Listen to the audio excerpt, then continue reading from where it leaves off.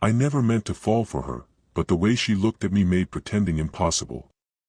It started like nothing special, a casual visit to my friend's house on a quiet Saturday afternoon. The kind of day where the air feels soft, like it's holding its breath before something happens.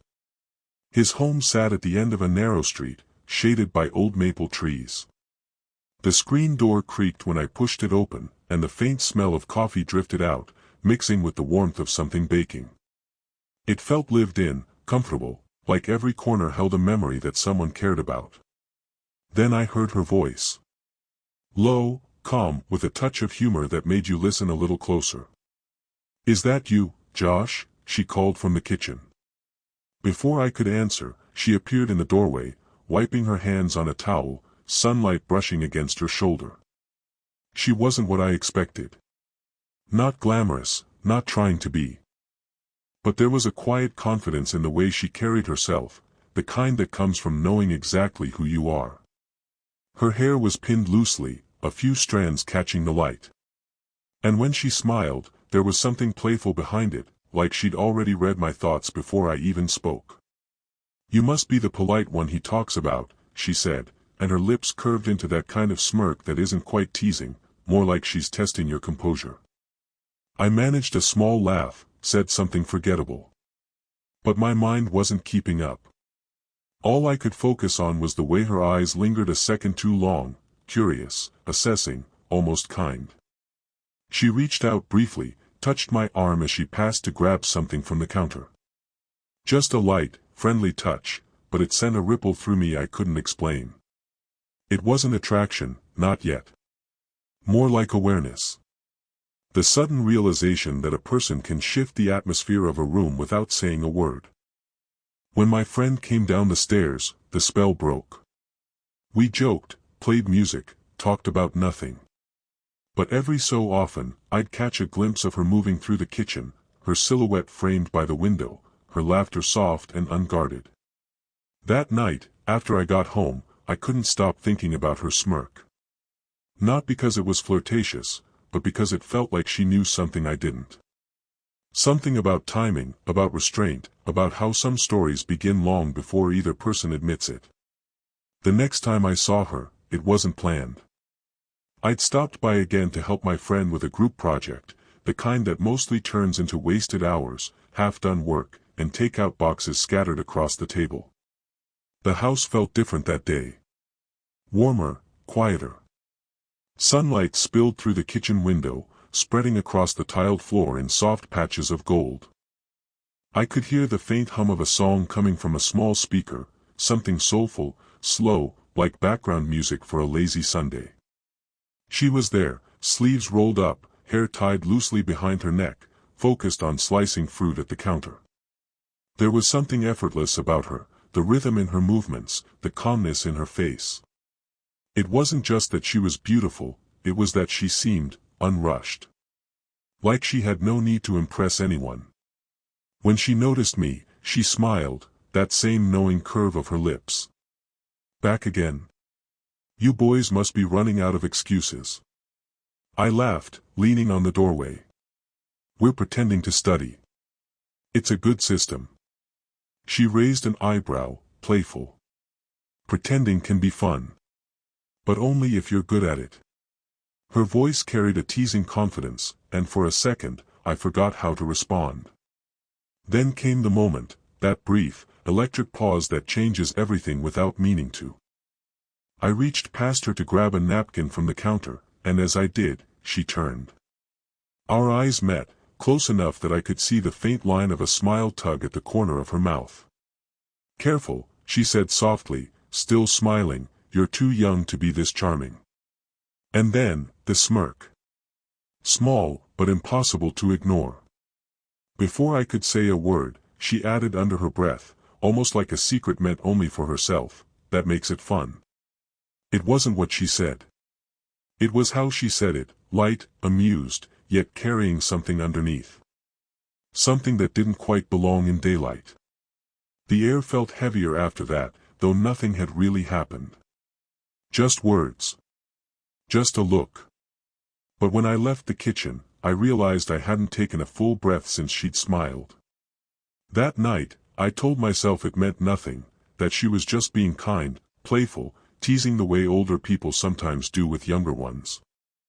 But still, when I closed my eyes, I could feel the trace of her voice echoing in the back of my mind, soft, amused, and impossibly close.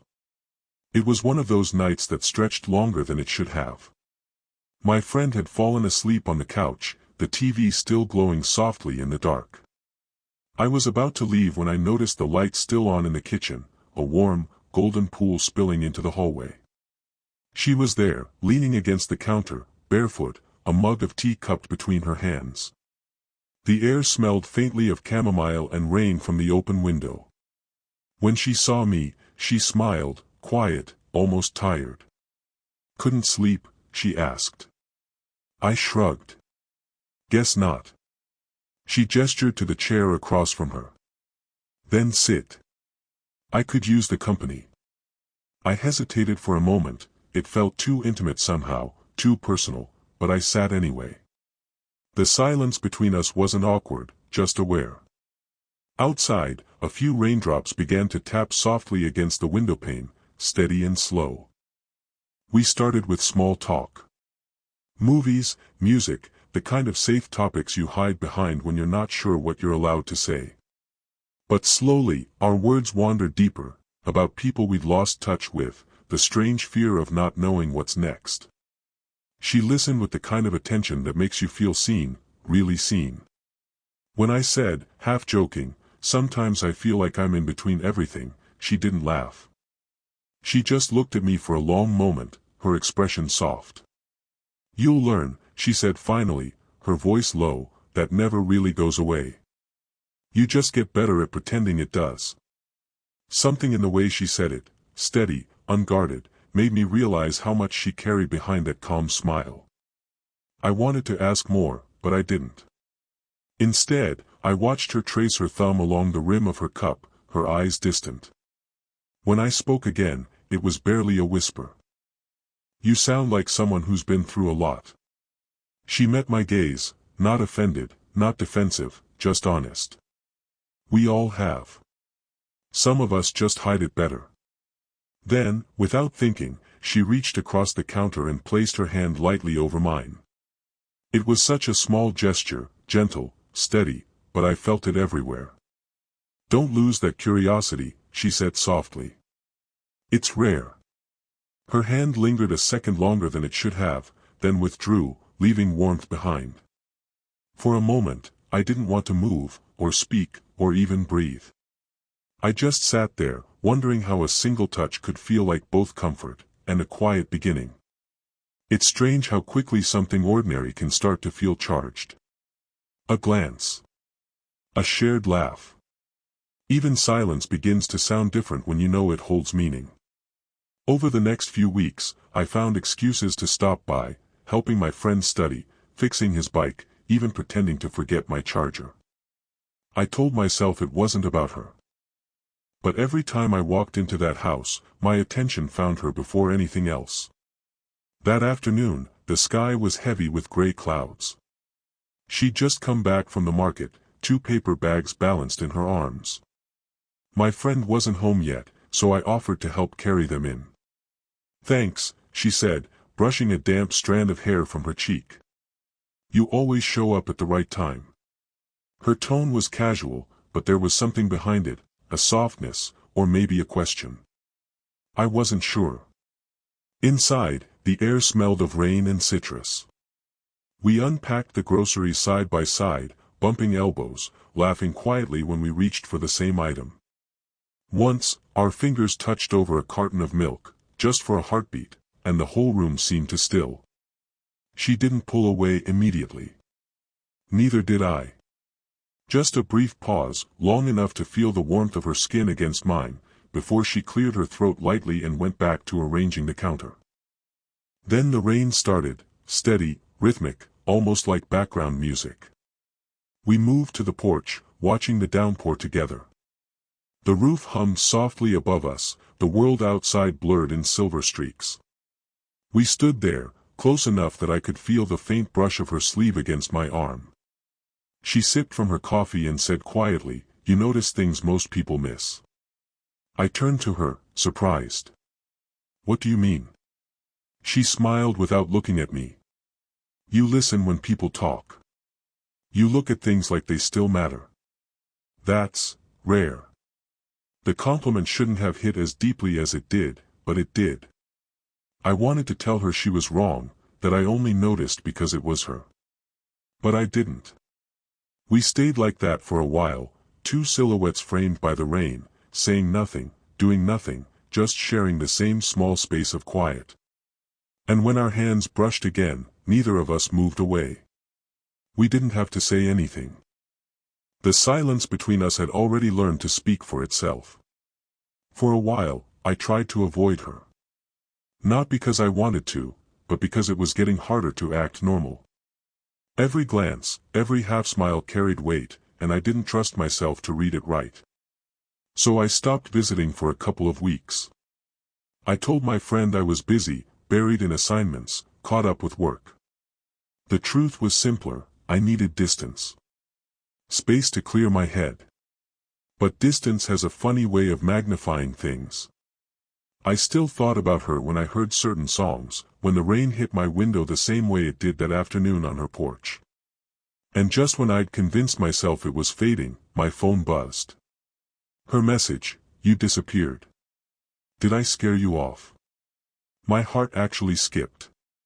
It wasn't much, a few words, a teasing tone, but I could feel the warmth in them, that familiar undercurrent of amusement. When I went back a few days later, she opened the door before I could knock.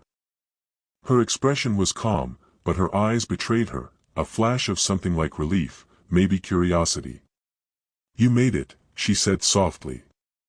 For a second, I thought I'd pushed too far. We ended up sitting in the kitchen again, the same soft lighting, the same easy silence between words. But this time, it felt heavier, like we both knew what we were avoiding.